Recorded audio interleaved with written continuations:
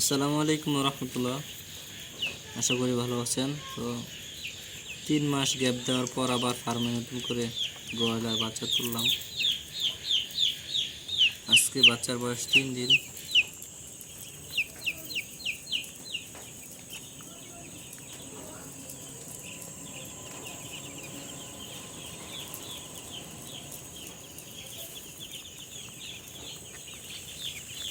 তো দোয়া করবেন, মুরগি পেলে অনেকে ক্ষতির সম্মুখীন হইতেছে।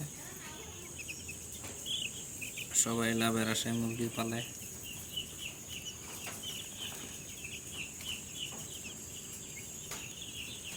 সারা মাস কষ্ট করার পর যাতে কারো লস না হয়।